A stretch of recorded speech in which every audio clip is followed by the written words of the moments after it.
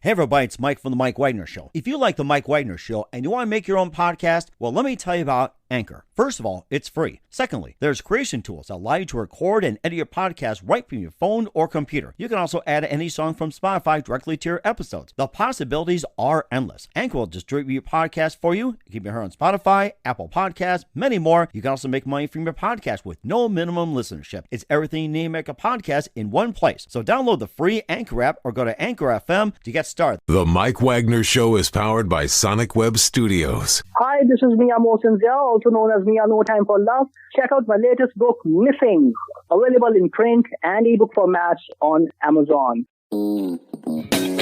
It's now time for the Mike Wagner Show, powered by Sonic Web Studios and sponsored by international award-winning author Mia Mosinzia of Missing.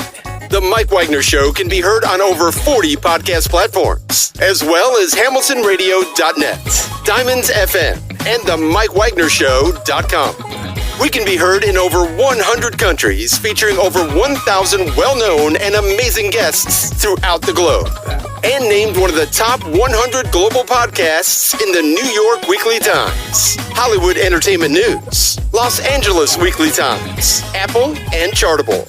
So sit back and relax and enjoy another great episode of the award-winning Mike Wagner Show.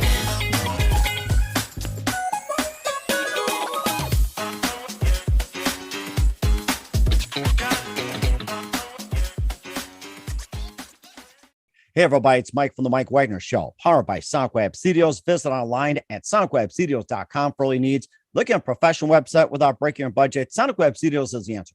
Sonic Web Studios offers fast, affordable custom web designs that blow the competition away. Call today, 1-800-303-3960. That's 1-800-303-3960. Or email to support@sonicwebstudios.com. Mention the Mike Wagner Show, get 20% off your first project. Sonic Web Studios, take your image to the next level. Also, time to give an official shout out to our official sponsor of the Mike Wagner Show, international warring author Mia Mosinzia. If you love fast-paced mysteries, you'll love Missing by Mia Mosinzia, available on Amazon in paperback and ebook. Missing is fast-paced and intriguing with an unforgettable twist. Takes place in 4 countries, 2 strangers, 1 target, where truth is illusion and those you love will be the first to go missing. It's available on Amazon in paperback and ebook. Missing by Mia Mosinzia has garnered great reviews, and Eve 11 enjoys by Howard celebrities, including Joanna Cassie, Forbes Riley, and many others. So grab your copy today for Goes Missing by Mia Mosinzia, available on Amazon. Also, check out the Mike Wagner Show at themikewagnershow.com on over 40 podcast platforms, heard in over 100 countries, including Facebook, SoundCloud, Spreaker, Spotify, and iHeartRadio. Also, Anchor FM, iTunes, Google Play, Amazon, Audible, Apple Music. Now being heard on HamiltonRadio.net, Oldies FM, Diamonds Radio, and a few on the networks coming soon. Take the Mike Wagner Show on any mobile device. Subscribe to the Mike Wagner Show on the YouTube channel. And don't forget to follow the Mike Wagner Show on Instagram, Twitter, and TikTok today. And for great gift ideas, go to Amazon.com and check out the Mike Wagner Show podcast.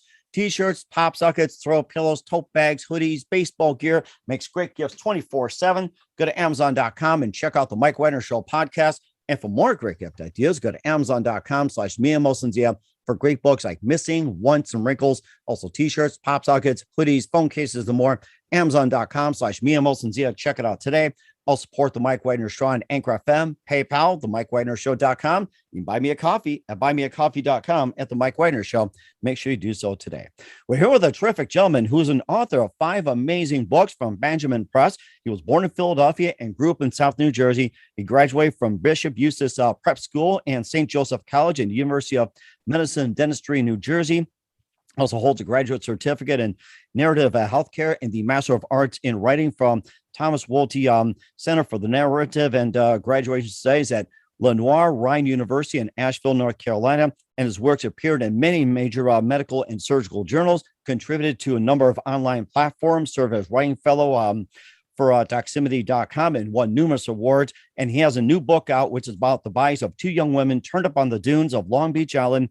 And of course, Police Chief Mickey Cleary, who's featured in the other ones, hunts down the killer and uncovers a horrific truth. And he also has popular books on Bandageman Press, Short Crimes, Barn Got Dark, Ship Bottom Blues, Threshold, Surf City Confidential, and live, ladies and gentlemen, from the Plus Studio somewhere along the East Coast, and we'll call it Surf City, the amazing author of the new book with Dunes Until Dead from Bandageman Press, Ladies and gentlemen, the amazing Dan Waters. Dan, good morning, good afternoon, good evening. Thanks for joining us today. Yeah, Mike, thank you. Thanks for having me. What's great to have on board as well, too. So you're born in Philadelphia and grew up in South New Jersey. You graduated from Bishop Eustace Prep School and St. Joseph College, along with the University of Medicine and Dentistry in New Jersey. You also hold a graduate certificate in narrative healthcare and Master of Arts in Writing from Thomas Wolty Center for Narration Center and Graduate Studies at Lennar Ryan University in Asheville, North Carolina. You have appeared in many major medical and surgical journals, and also contributed to a number of online platforms, won numerous awards. You serve as a writing fellow for Doximity.com, and you have a book out about bodies of two young women that turned up on the dunes of Long Beach Island, where police chief Mickey hunts down the killer and uncovers a horrific truth. You also have books called Shore Crimes, Barna Got Dark, Ship Bottom Blues, Threshold, and Surf City Confidential. And before getting to all that, Dan, tell us how you first got started. Well, I've been writing ever since I was a kid. I grew up in a house where I got read to a lot. So, very early on, I, developed a real love for stories. And, I just thought, well, if, after you read enough stories, it's like, well, maybe I could write a couple. And so I had a lot of encouragement, both at home and in school. I went to a little Catholic school in Riverside, New Jersey, which is a very small town. And then I went to, kind of a small Catholic prep school and got a lot of encouragement there, again, in a small situation. And fortunately, when I went to college, I really didn't think I wanted to do it for a living.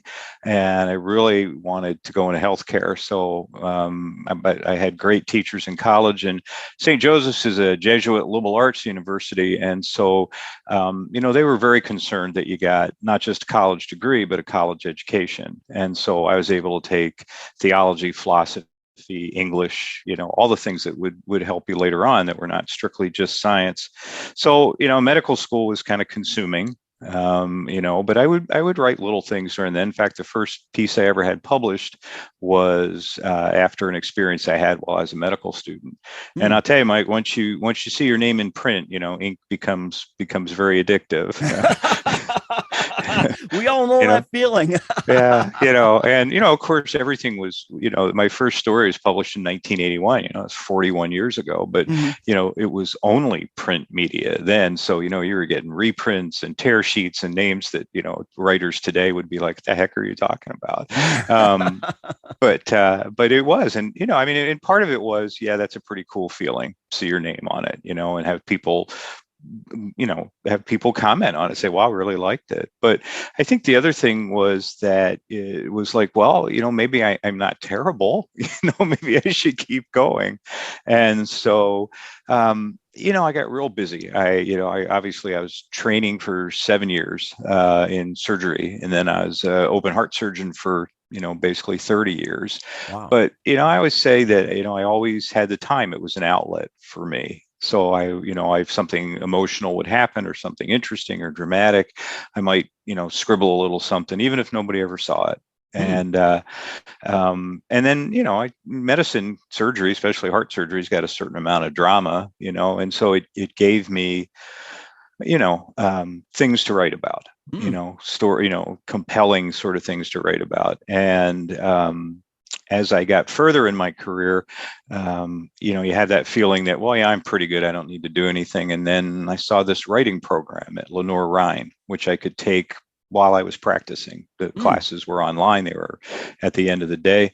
And so I started out in narrative healthcare, and then I got hooked on that. Next thing you know, I was getting a master's degree. And wow. I was a pretty good writer when I started. I was a much better one when I was done. And I was in the company in my class of other wonderful writers who were probably all a little better than me. And of course, that just brings you up a little bit. So, but I love to write. If nobody read it, I would still write it, So, but that's, really how I got started, I called my little publishing company Bandageman Press, because when I was little, my mom, who's 92 now, she read to me this little golden book called Dr. Dan the Bandage Man.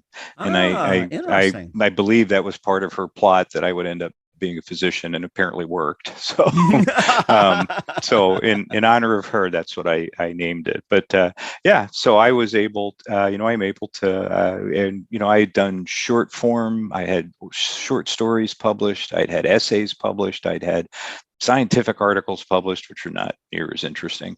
But I really wanted to write something longer, and so 5-6 years ago, I started writing a novel. And Mark Twain said, write what you know. And I'd been a kid growing up in South Jersey. I was at the shore every weekend all summer. And, it was a unique place, a unique time.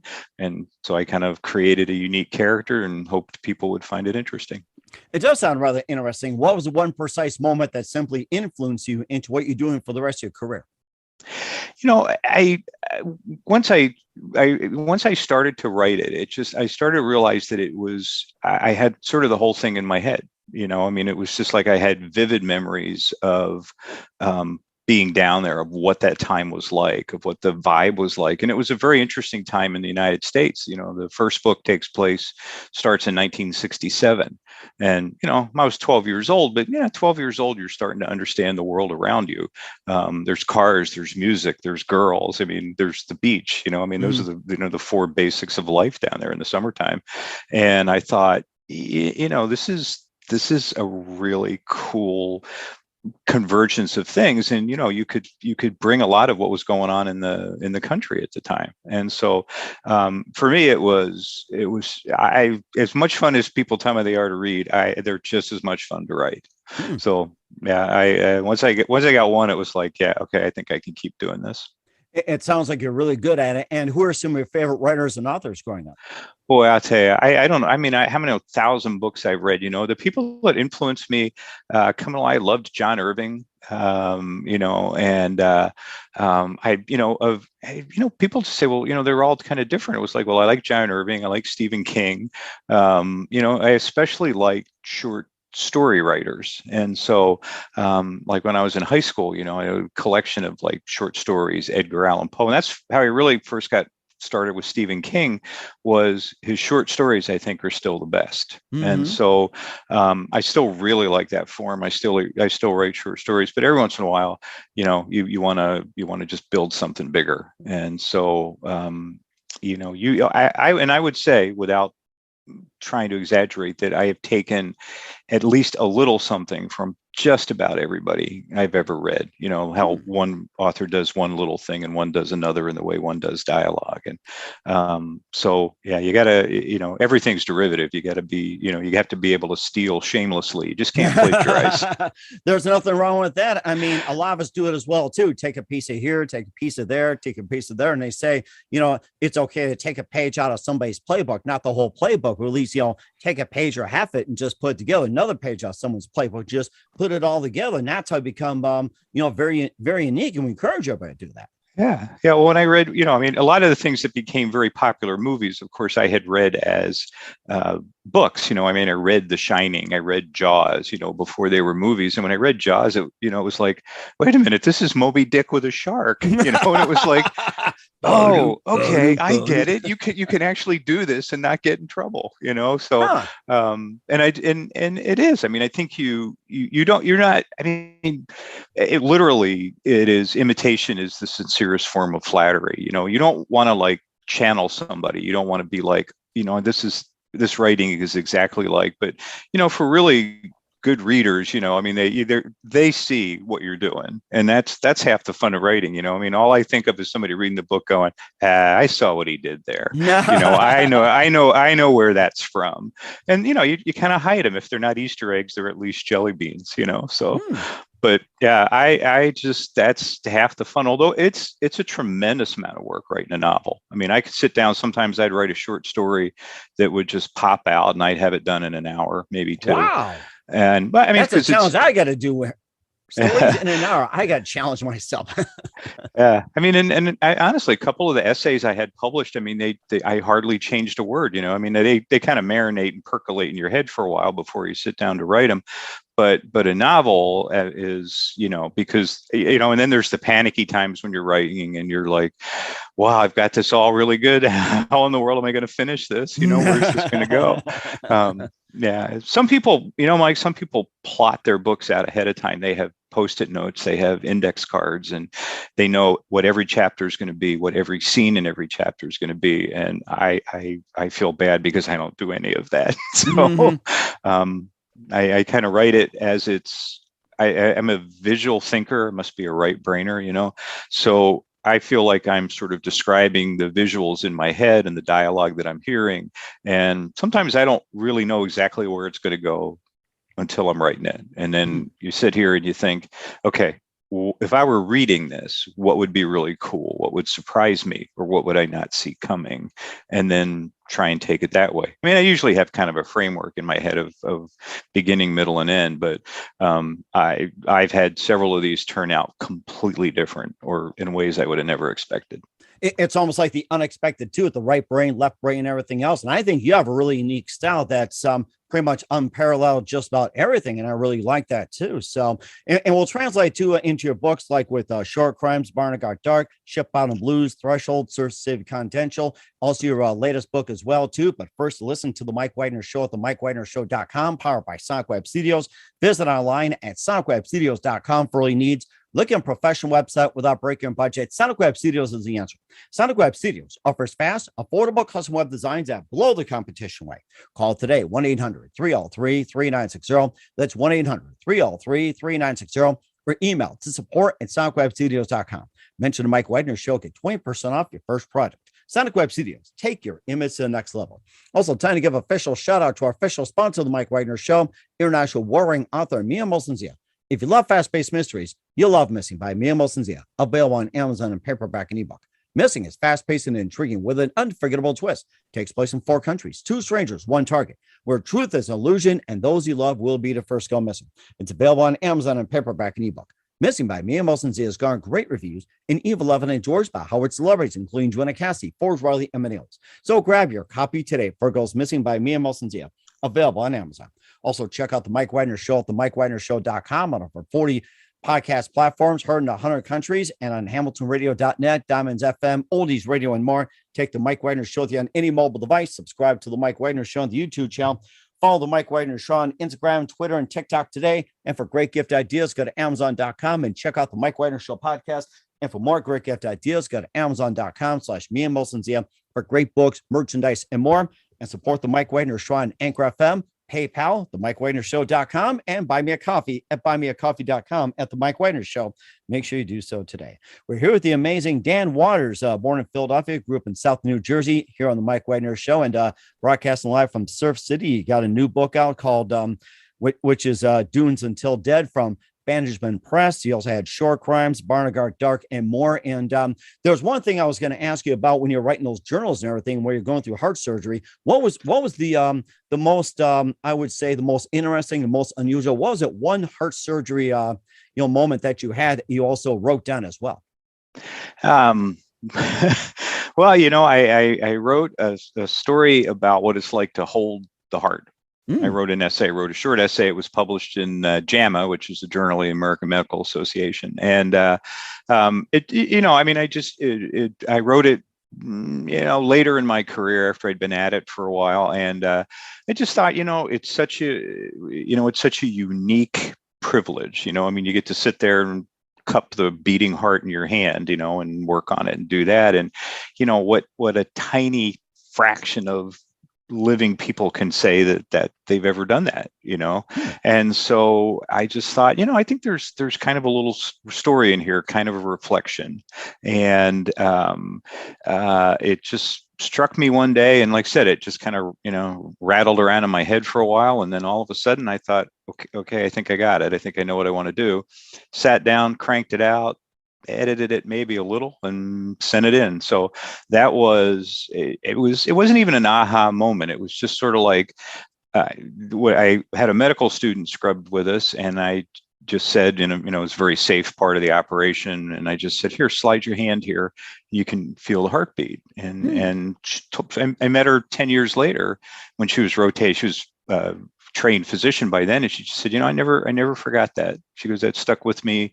She goes, I always think about that. And I thought, okay, it would be, I got used to it, because I did it every day. And I just thought we should make note of the fact that this is really kind of a rare privilege. And so, yeah, and it was simple. I just titled it Holding the Heart.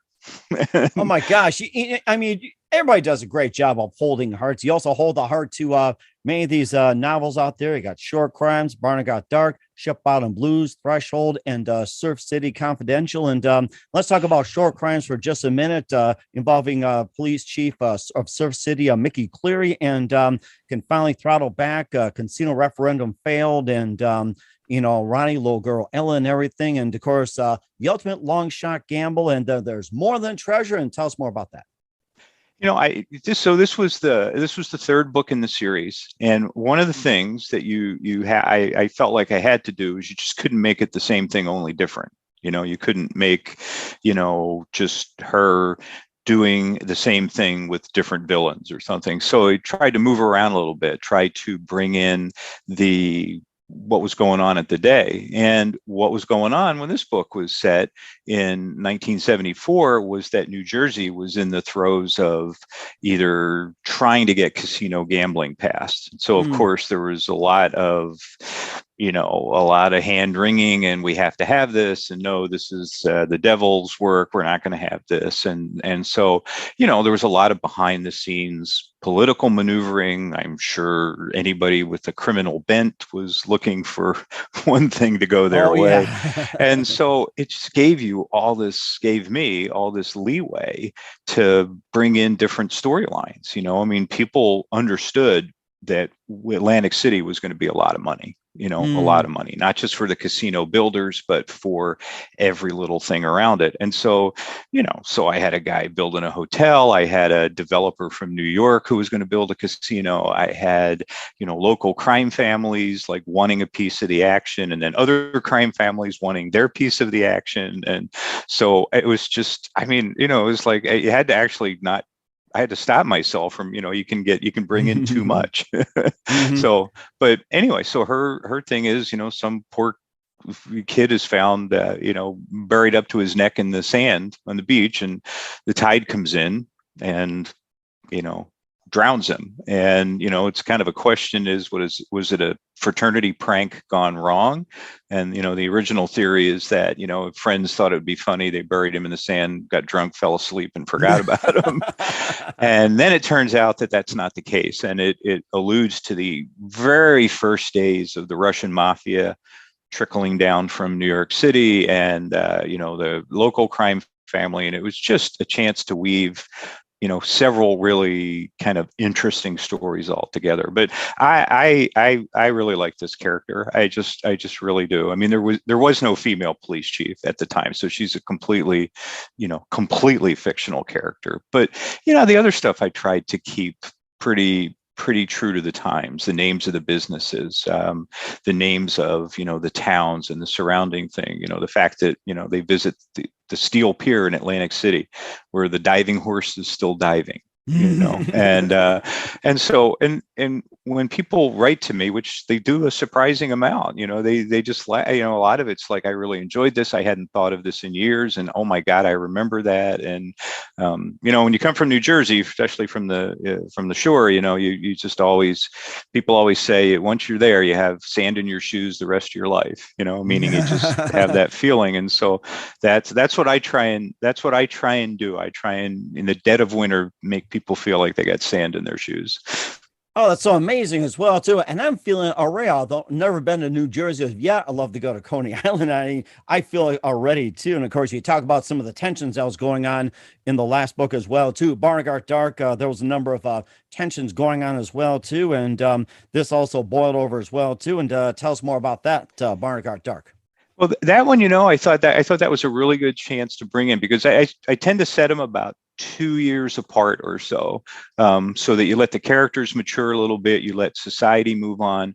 So in the first couple books, there was a lot about the Vietnam War, veterans coming home, and it was still going on when I wrote Barnaby Got Dark, except there was a lot more opposition at home.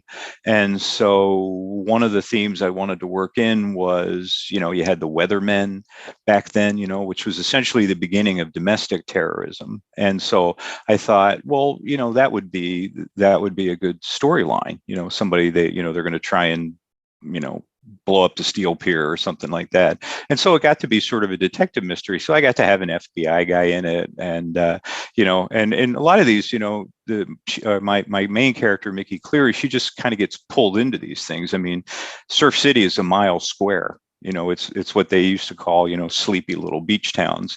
And, the trick is, how do you get her involved in something other than drunken disorderlies? You know what I mean? And so, or too much on the beach, whatever it is. Yeah. Yeah. Outside forces have to conspire to involve her in these things. And those outside forces can be big, they can be things on a national level. And so here you have somebody wanting to commit basically a terrorist act to protest the war.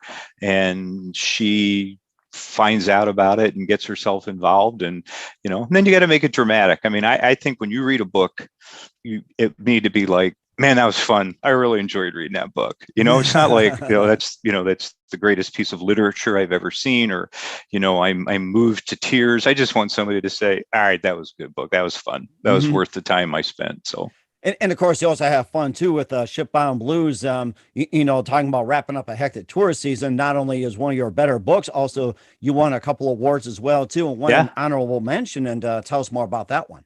Yeah. That was a really good book. That was the second book in the series, and it won the Nancy Pearl Award, which it was a Best Book Award from the Pacific Northwest Writers. It's like their Oscar, for that organization, and Writers Digest liked it, and that was the second book. So that was my first shot at a sequel. So that's where I was trying to figure out, okay, what do I do next? How much do I change? What new characters do I introduce? How many do I bring back?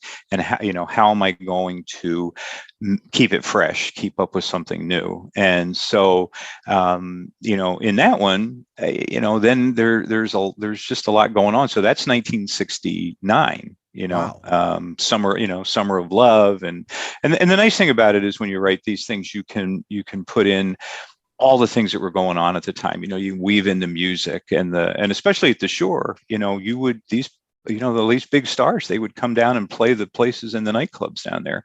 So in that one, I got to really weave in a lot of the local color in that one. And I was just really, really happy with that book. So, and like I said, Ship Bottom, it's like, well, that's the actual name. It's the town right next to Surf City. So that's rather interesting as well too. And you also have a book, Threshold, which also won another award. And this also tied into your profession of cardiac surgery, but involved some scam as well too. And that also won an award. Tell us about Threshold. Yeah, Threshold was really one of the first books I wrote, and I stuck with medicine. So I have, my books tend to have heroines as opposed to heroes, because women are phenomenally more interesting than men, and as much as I love Jack Reacher, you just can't solve every situation by pummeling someone, so you have to make it different. They have to use their wits a little more, but you want to make them tough, it's not a cozy mystery, but Threshold I like because I had known some female residents, and their lives were tougher. I mean, they were treated differently than the male guys, than the male surgeons in training back then. This was a long time ago. So I made my heroine a female heart surgeon in training. And so she's got hospital politics to deal with, and she really thinks she's found a medical device scam, and actually the device scam ends up to be a terrorist plot. And to pull it in her, the boy, she meets a guy who she doesn't know anything, but he's a Homeland Security agent, and between the two of them, of course, they get sucked into this thing, and then you need a big dramatic ending, which so I could set it, and I'd been to Seattle. I have good friends in Seattle, so I was able to write about that. And it's a great thing, whenever you can set a scene at the top of the Space Needle, I think you're having fun. So Oh, yeah, that was good. That was a good book. I was really happy with that I was book. gonna say, I love to sit on top of the Space Needle one day too. So and watch the Mariners from on top, or even Seahawks and all that. Or maybe if you like, try to find some way to watch the Kraken over there too from there. And of course, Yeah, speaking of Mickey Clear as well too, she got sucked into some politics as well too, and drawn the drama with Surf City Confidential. Now, tell us more about that. yeah. That book that came as like a single idea. I mean, all of a sudden it was like I just had this idea, and I thought, what if? So, really, what happens in that book is a body, her first month on the job, she's just taken the job in Surf City, and she's already, trying to figure out how she's going to be the first woman police chief, and in basically a male-dominated thing in 1967, and the body washes up on the beach, which doesn't really happen very often in Surf City, but for dramatic purposes it did. And it turns out it's the son, the teenage son of a crime boss from Philadelphia. Oh. And so, the coroner says, look, just call this an accident and let's go home. Otherwise things are going to hit the fan. And she goes, nah, I can't do that. So she decides to make a real investigation out of it, just decides she's not going to just close the book. And next thing you know, you've got a looming mob war, because was it an accident? Was it a mob hit? And you just have all these other things. And then it's, without giving it away, it's got a fairly unique twist at the end that, you have to read. I can't give it away. But it establishes her, which is what I really like. Establishes the scene, establishes her as a person, and sets the stage for, what comes later. I was just going to say about the coroner. It seems like he wants to make the job easy, say it's an accident, that's it. It seems to happen the most, but she gets really intrigued with as well, too. And we'll talk about your book, latest, Dunes Till Dead, in just 1 minute from Bandageman Press. You listen to The Mike Wagner Show at themikewagnershow.com, powered by Sonic Web Studios. Visit online at sonicwebstudios.com for all your needs. Also brought to you by our official sponsor of The Mike Wagner Show, international warring author Mia Mosley of Missing, available on Amazon and paperback and ebook. We'll be back with author Dan Waters of Dunes Till Dead after this time out. The Mike Wagner Show is powered by Sonic Web Studios. If you're looking to start or upgrade your online presence, visit www.sonicwebstudios.com for all of your online needs. Call 1-800-303-3960 or visit us online at www.sonicwebstudios.com to get started today. Mention The Mike Wagner Show and get 20% off your project. Sonic Web Studios. Take your image to the next level. Hey everybody, my name is Forbes Riley, and I'm an American actress and a TV host. And I was delighted when I got my copy of Missing, which is Extraordinary Relation of Ordinary People based on a real life relationship. It's well written. It's amazing. It talks about a man who has lost his wife and his daughter, and it's very well done. I'm going to highly recommend that you go get your copy of Missing. It is a powerful, exciting read. Mr. Mian Moshe Zia. He is the author of Missing. And I want to give a big shout out and a kiss all the way halfway around the world to my dear friend. Check him out at Mia's website. It's called www.miamotionsea.com. Missing, available on Amazon. Again, I'm Forbes Riley, and I will see you again soon. Bye-bye. Hey, this is Ray Powers, and boy, are you in luck. Right place, right time. Tuned in to The Mike Wagner Show. You heard me. We're back with author Dan Waters of Dunes Till Dead from Bandageman Press here on The Mike Wagner Show. And let's talk about your new book about two bodies of young women turned up on the dunes of Long Beach. And Police Chief Mickey Cleary hunts down the killer and uncovers a horrific truth. And tell us a bit more about the book.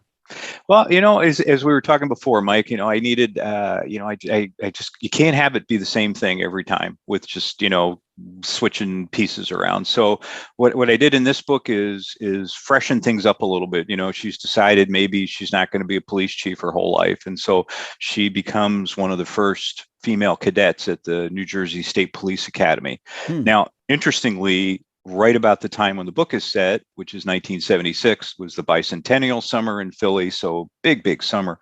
But it was also right around the same time that the New Jersey State Police actually did admit female cadets for the first time.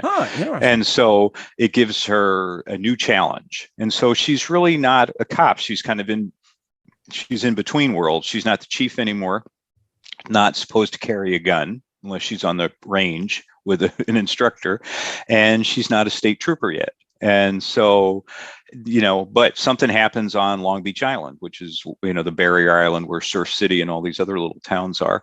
And they decide to pull her in from her training because she knows the local, she knows the thing, and she's just supposed to go and, tell what she knows and really stay out of the investigation. Well, that's not going to happen. So does anything ever happen like that? I don't think so. No. And that's what you read for, you read because it's like, oh no, come on, you're kidding me, So she gets pulled in, and all of a sudden she's using all of her contacts, all the people she knows. And, and then there's a parallel story about a young nun who has something she wants to tell Mickey and didn't get the chance. And then you're back in the Pine Barrens of New Jersey, which is like kind of a no man's land. And then you're just trying to bring all these characters and all these people together. And, actually it was a book that the more I wrote it, it was just like, yeah, it was like, I want to see how this ends. I better finish this because I can see how it ends.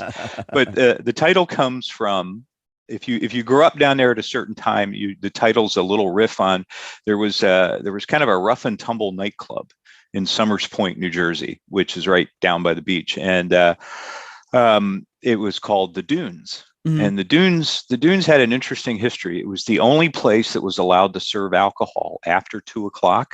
Huh. So it would stay open until 6 a.m. Oh my goodness. And then it would close for an hour, and then it would open again at 7. So when every other bar at the shore closed at 2, if you still wanted to drink, where did you go? You went to the Dunes. And if you wanted to drink for breakfast at 7:00, where did you go? You went to the Dunes. And their tagline, and if you've ever seen some of these planes that pull banners behind them, they're up and down this beach all summer long. I mean, like one every 20 minutes. You always remember that every hour there was a banner that went by that said "Dunes till dawn." Dunes till dawn. I like Dunes till dawn. That was their tagline. It was like you could go and party and drink and listen to music literally until dawn. And so I just realized readers of a certain thing, that would stick in their memory. They knew exactly what I meant. And like said, if I can hold it up, if you don't Absolutely. mind, but that is actually the Dunes, there just wasn't much to it, and that was Dunes till dawn. And it was literally, you could sit there and watch the sun come up. And so that figures prominently in it. But again, I always try and find something that's topical, something that's based a little bit on something that happened in real life, and just sort of adapt it for dramatic purposes. And again, you want the reader to look at it and say, yeah, I got this figured out. And then you get to the last chapter or two and they're like, yeah, I didn't figure that out at all. That's always an amazing twist to it as well, too. And where can we find Dunes Till Dead and all your books at, Dan? Well, if you happen to live down the Jersey Shore, you can find them at Bywater Books, at Kapler's Pharmacy in Beach Haven, New Jersey. You can find them at Sunrose Words and Music in Ocean City, New Jersey. You can find them at Weathered Elements in Clear Lake, Iowa, right there on beautiful Clear Lake. For most readers, the easiest thing is to find them on Amazon, where it's available both as a paperback edition and as a Kindle ebook. Okay. So, we will certainly do so. Once again, we're with author Dan Waters of Dunes Till Dead here on the Mike Wagner Show. Just a few more things, Dan. What can we expect from you in 2022 and beyond? Well, I have a nonfiction essay coming out in kind of a university journal about premature babies and artificial respiration. Starts with a story of a kid born in 1955 prematurely. And if you were born premature in 1955 and struggled to breathe, you had about a 50% chance of not making it out of that. And so it's kind of a braided narrative in what's called, in a journal called the Missouri Review from the University of Missouri. And it's a nonfiction piece, a creative nonfiction piece that I'm just really proud of. Under construction is a kind of prequel story to Threshold, and a sequel story to Threshold, which picks up our heroine both before and after what happened to her in Threshold. And then I have sketched out the Mickey Cleary follow-up for next summer, which will be set in 1978 in the same location. And I have a pretty good idea where she's going to go with that. But like I said, till I sit down and write it, I can never absolutely be sure. And we're certainly looking forward to it, Dan. And who do you consider biggest influence in your career? Oh my gosh. Honestly, I'm going to tell you that in my writing career, my single biggest influence were my high school writing teachers, my high school English teachers. This small little prep school in Pennsauken, New Jersey. And I know several of them were extremely disappointed that I did not major in either English or journalism and went a different road. But I think they were happy enough when I continued to write. But I think without their influence, without their support, without their encouragement, plus their teaching, I might have just let it go. And when I went to college, luckily I went to a place where there were some inspiring professors. And then, I can't say enough about my later in life when I was reasonably formed. But Laura, my professor, my program director, Laura Hope Gill at Lenore Rhine University was just amazing and just was able to make me a better writer than I ever thought I could be. So, and certainly amazing. Yes. And what's the best advice you can give to anybody at this point? If you want to write, just there you have to read, and then you just have to write, whether you show it to somebody or not. But never be afraid to put something down on paper. Never be afraid to submit something. And I got more rejection notices than I can count. But and never write for any other reason than you absolutely enjoy it. If you're not enjoying when you're writing, I don't know how you can write something good. If you can't have fun while you're writing, how can anybody have fun reading it? Exactly. That's the whole point. You gotta love what you do. Just like the Geico lives. It's like if it's not a job if you enjoy it. So That's true. That's true. Yes, it is. That's right. We're here with author Dan Waters of Till Dead from Bandageman Press here on the Mike Wagner Show. Dan, a very big thank you for your time. You've been absolutely fantastic. Learned a lot from you. Looking forward to having you again soon. Make sure you keep us up to date. Keep in touch. Love to have you back. Once again, touch about upcoming projects. What's your website? How do people contact? Where can people purchase or check out your books? The easiest thing is if you go to my website, which is www.bandageman Press, all one word, all lowercase.com, and it will show you all the books I have. It will take you to Amazon if you want to get there.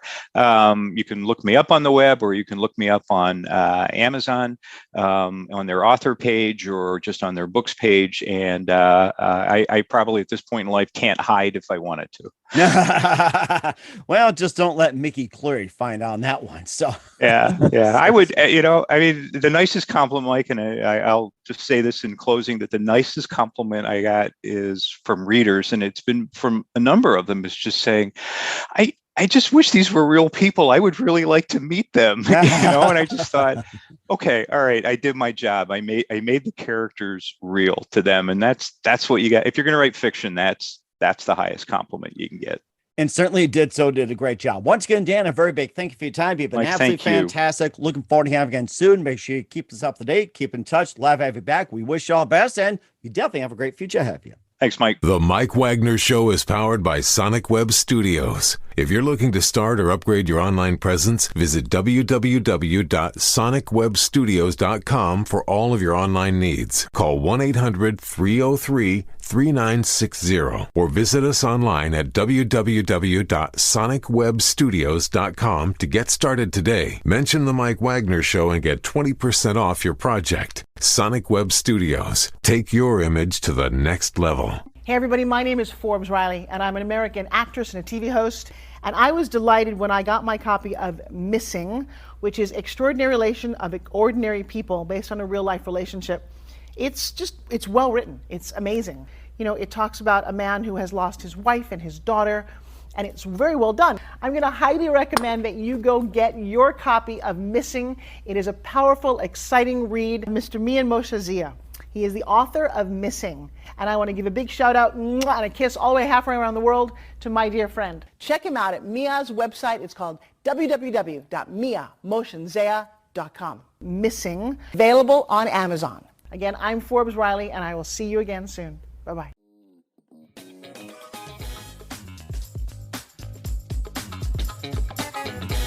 Thanks for listening to The Mike Wagner Show.